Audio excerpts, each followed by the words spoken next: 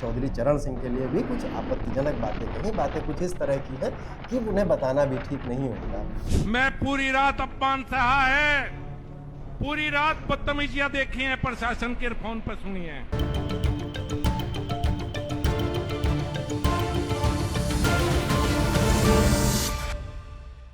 नमस्कार दोस्तों, आप देख रहे हैं बोले भारत।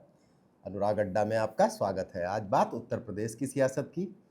उत्तर प्रदेश के सियासी माहौल में इस समय वेस्टर्न डिस्टर्बेंस है। वेस्टर्न डिस्टर्बेंस मतलब सियासत पश्चिमी उत्तर प्रदेश में गर्म है, वेस्ट यूपी में गर्म है। गुर्जर रैली हो रही है, जाट महापंचायत हो रही है और माहौल गरमाया हुआ है। हम आज बात करेंगे जाट राजनीति की। जाट राजनीति में संजीव बालियान क्या हीरो बनने गए थे और हीरो बनने के चक्कर में धीरे धीरे वो कहीं पार्टी की नज़र में और जाट समाज की नज़र में भी विलेन तो बनते नजर नहीं आ रहे हैं। जी हाँ, अभी कुछ दिनों पहले ही महाराजा सूरजमल की प्रतिमा का अनावरण हुआ था मेरठ के सरधना विधानसभा के सकौती टांडा गांव में। महाराजा सूरजमल, जैसा कि आप जानते हैं कि जाटों के महापुरुष हैं, उनकी प्रतिमा का अनावरण था। कहने को ये एक अराजनैतिक कार्यक्रम था, मतलब इसमें सभी पार्टियों के लोग आए थे, समाज के लोग आए थे, समुदाय के लोग आए थे और इसे इंटरनेशनल जाट संसद नाम की संस्था ने कराया था। लेकिन वास्तव में ये बात यह है कि इस पूरे आयोजन के पीछे संजीव बालियान थे। इस आयोजन में हुआ क्या? इस आयोजन में पंजाब के आम आदमी पार्टी के मुख्यमंत्री भगवंत मान आए थे, राजस्थान के जाट लीडर हनुमान बेनीवाल आए थे, इंटरनेशनल जाट संसद से जुड़े तमाम सारे लोग आए थे और यह एक तरह का जुटान था जो राजस्थान, पश्चिमी उत्तर प्रदेश, हरियाणा और थोड़े बहुत मध्य प्रदेश के जाटों का जुटान था, जिसके बहाने शायद संजीव बालियान ये ताकत दिखाना चाहते थे। इतने सारे लोग जुटे थे, लेकिन पश्चिमी उत्तर प्रदेश के जाट सियासत की विरासत, पश्चिमी उत्तर प्रदेश में जिनके पास पश्चिम की राजनीति के कल्ट माने वाले चौधरी चरण सिंह की विरासत है, उनके पोते जयंत चौधरी इस कार्यक्रम से दूर थे। जाट संसद ने कहने को उन्हें आमंत्रित किया था, लेकिन उन्होंने कहा था संसद की कार्यवाही के कारण हम नहीं आएंगे। नेता लोग ऐसे ही बहाने बनाते हैं, वो शायद इस वजह से ना आए हो कि भारतीय जनता पार्टी की सरकार में वो सहयोगी दल हैं। आम आदमी पार्टी आ रही थी, भारतीय जनता पार्टी पर आक्रामक हनुमान बेनीवाल आए थे, तो उन्होंने इससे दूरी बनाना उचित समझा। लेकिन संजीव बालियान मुजफ्फरनगर के 2 बार सांसद रह चुके, संजीव बालियान पूर्व केंद्रीय मंत्री, उन्होंने क्यों इससे दूरी बनाना उचित नहीं समझा? क्या वो अपने आप को चौधरी चरण सिंह की विरासत की राजनीति करने वाले जयंत के बरक्स खड़ा करना चाहते थे? हो सकता है जयंत इसलिए भी ना आए हो कि कुछ थोड़ी सी जाट सियासत को लेकर दोनों में अदावत हो। भले ही भारतीय जनता पार्टी और रालोद इस समय सहयोगी हो, लेकिन संजीव बालियान को ये बात ना पसंद आ रही हो। लेकिन अब मंच पर क्या हुआ? संजीव बालियान की मौजूदगी में आम आदमी पार्टी के मुख्यमंत्री पंजाब के भगवंत मान ने बहुत तंजिया तरीके से भारतीय जनता पार्टी पर हमला बोला और बाहर मीडिया की बाइट में भी कुछ ऐसी बातें कही। उन्होंने मजाक करने के लहजे में ये कहा कि बालियान साहब, आप अपने कानों में उंगली डाल लीजिए, मैं मोदी जी के बारे में कहने वाला हूँ। कहा उन्होंने क्या? उन्होंने कहा कि मोदी जी विश्व गुरु का दावा करते करते उन्होंने भारत को विश्व चेला बना दिया। वही सब बातों का जिक्र किया कि कैसे ट्रंप जो है निर्देश देते हैं रसिया से तेल खरीदने की, 1 महीने वाली बात वगैरह वगैरह की। और बालियान साहब ने कानों में उंगली भले ही ना डाली हो, लेकिन वो इसे सुनते रहे। अब वहाँ एक और विवाद हो गया था। प्रशासन ने एक शासनादेश का जिक्र करके वहाँ से महाराजा सूरजमल की प्रतिमा से जाट शब्द को हटा दिया था और इसको लेकर वो विवाद हुआ था। बहुत सारे लोग नाराज थे और कह रहे थे जाट शब्द लगाया जाए। इस पर हनुमान बेनीवाल ने क्या बोला? उन्होंने तो यहाँ तक कह दिया, बालियान की ओर इशारा करते हुए संजीव बालियान को, कि बालियान साहब ये जाट शब्द लगवा दीजिए, नहीं तो हम आपके योगी जी को हटा देंगे। मन्नू का ये कहना है कि पुलिस ने जाट शब्द हटवा दिया, वो तो बालियान जी अपना बात करेंगे, नहीं तो आपके योगी जी को हटवा देंगे। बता रहा हूँ आपको, ठीक है ना? लेकिन जब बालियान साहब का नंबर आया, जो कि अपरोक्ष रूप से कह लीजिए इस कार्यक्रम के कर्ता धर्ता ही थे, वरना इसे कराया तो इंटरनेशनल जाट संसद ने था, जो मतलब बैनर जिनका था, लेकिन इसके पीछे भीड़ जुटाने, लॉजिस्टिक के इंतजाम के लोग कह रहे हैं कि वह संजीव बालियान का शो था। लेकिन जब बालियान साहब के बाद बोलने की बात आई तो वो फिर केवल इसी बात पर प्रशासन पर भड़के, स्थानीय प्रशासन पर भड़के कि आप रात भर बदतमीजियां करते रहे वगैरह वगैरह उन्होंने कहा। और एक मुजफ्फरनगर से पिछला चुनाव वो हार गए थे, उन्होंने इशारों में भारतीय जनता पार्टी के पूर्व सरधना विधायक संगीत सोम पर भी निशाना साधा और ये बताने की कोशिश की कि शायद मुजफ्फरनगर का 2024 वाला चुनाव तो मैं संगीत सोम की ही वजह से हार गया है। सवाल ये उठता है कि अगर ये एक अराजनैतिक मंच था और भगवंत मान राजनीतिक बातें ही कर रहे थे, नरेंद्र मोदी पर निशाना साध रहे थे, योगी सरकार मजाक उड़ा रहे थे, कह रहे थे कि उन्होंने तो विश्व चेला बना दिया। और फिर हनुमान बेनीवाल ने भी जो कुछ कहा कि राजनीतिक कार्यक्रम में ऐसी बातें उन्होंने अपने पार्टी लाइन पर ही की, उन्होंने कहा कि जाट शब्द को लेकर जो विवाद हुआ तो उसको लेकर फायदा उठाने की कोशिश की और कहा कि आप जाट शब्द लगवा दीजिए, नहीं हम योगी जी को हटा देंगे। लेकिन जब बालियान साहब बोल रहे थे तो वो प्रशासन पर ही भड़के, संगीत सोम पर भी भड़के और प्रशासन पर तो इतना भड़के ऐसा लग रहा था कि वो शासन पर भी भड़क रहे हैं।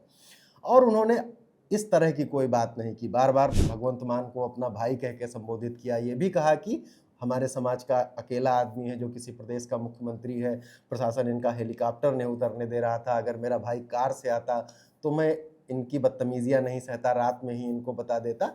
लेकिन उन्होंने आम आदमी पार्टी या हनुमान बेनीवाल की पार्टी लाइन या उनकी राजनीतिक रुख के खिलाफ एक भी शब्द नहीं बोला और बड़े आराम से वो मोदी विरोधी, योगी विरोधी और कुछ हद तक भाजपा विरोधी बातों को भी सुन गए।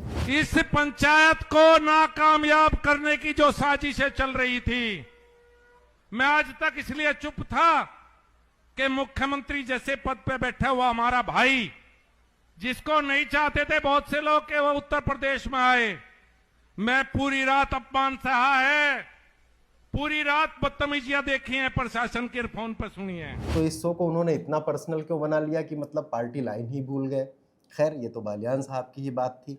अब इस कार्यक्रम में एक और घटना हुई। इंटरनेशनल जाट संसद के जो संस्थापक राम अवतार पलसनिया है, उन्होंने पश्चिमी उत्तर प्रदेश के जाटों के बीच में लगभग देवता जैसी छवि रखने वाले चौधरी चरण सिंह के लिए भी कुछ आपत्तिजनक बातें कही। बातें कुछ इस तरह की हैं कि उन्हें बताना भी ठीक नहीं होगा। उसको लेकर वहां पर कुछ स्थानीय जाट नेताओं ने हंगामा तो किया और ये बात चर्चा में आई तो बालियान साहब तक भी पहुंची होगी। लेकिन बालियान साहब ने देश के प्रधानमंत्री रह चुके, उत्तर प्रदेश के कई बार मुख्यमंत्री रहे और बड़े किसान जाट नेता चौधरी चरण सिंह के अपमान में हुई बात के लिए कोई प्रतिक्रिया दी हो, ऐसा मीडिया कवरेज में तो नहीं दिखा। अब जब ये मामला गर्म इतना हो गया कि रालोद के मेरठ के पदाधिकारियों ने इस बात को लेकर एक धरना शुरू कर दिया मेरठ के कंकरखेड़ा थाने में कि इसकी लेकर FIR दर्ज की जाए। वहां पर जो स्थानीय टीम थी रालोद की, वो वहां पर धरने पर बैठ गई और ताजा जानकारी के मुताबिक इस मामले में अब FIR कर भी ली गई है। अब जब इस मामले में FIR कर ली गई है तो बालियान साहब पर के पास भी मीडिया पहुंची और उन्होंने सफाई में ऐसा कहा कि मेरे संज्ञान में नहीं आया, ये जैसी बातें नेता लोग कहते हैं। अब सवाल ये भी उठ रहा है कि भारतीय जनता पार्टी का जो नेतृत्व है, प्रदेश का नेतृत्व पर पहले सवाल करते हैं।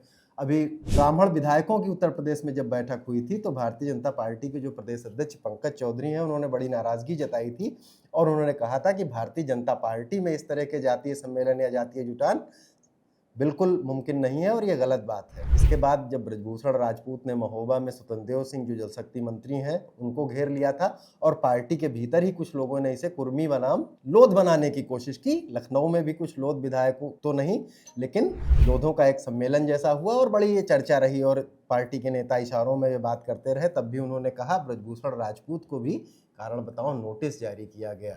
लेकिन इस मामले में आखिरकार पश्चिमी उत्तर प्रदेश भी तो उत्तर प्रदेश का ही अंग है। पहला सवाल तो ये है कि पंकज चौधरी जी ने इस तरह के इंटरनेशनल जाट संसद के नाम में होने वाले कार्यक्रम में संजीव बालियान जिस तरह से शिरकत कर रहे थे और ये पूरा शो ही अगर उनका था तो उन पर क्यों सवाल नहीं उठाए।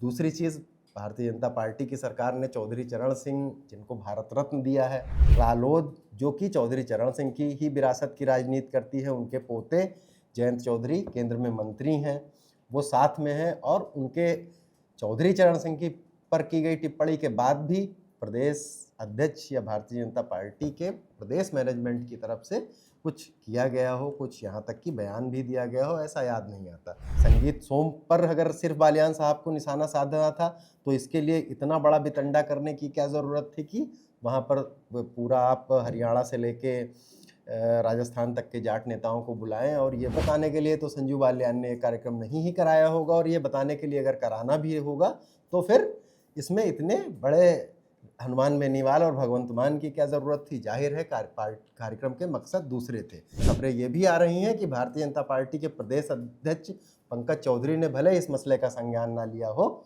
लेकिन पार्टी के अध्यक्ष नितिन नवीन ने इस बारे में बालियान से फ़ोन पर बात की है और उनसे पूछा है कि ये सब क्यों हुआ है। हो सकता है कि अगले दिनों में कुछ शोकाज नोटिस जैसा भी हो, या जैसे भी भारतीय जनता पार्टी के संविधान के मुताबिक कार्यवाही होती हो वो हो, पूछा जाए, वो जवाब दे, पार्टी कितना संतुष्ट होगी या नहीं होगी।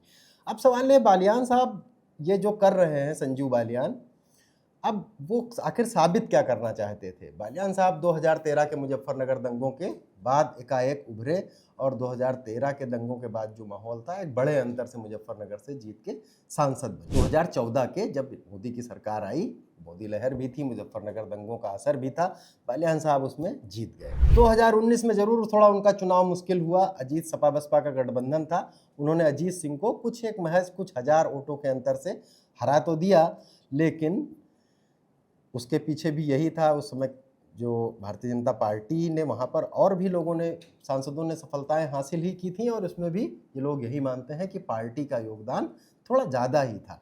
2024 में जब हरिंदर मलिक, जो कि एक पुराने जाट दिग्गज हैं, उन्होंने बालियान के खिलाफ चुनाव लड़ा, संजीव बालियान के खिलाफ, तो वो चुनाव हार गए।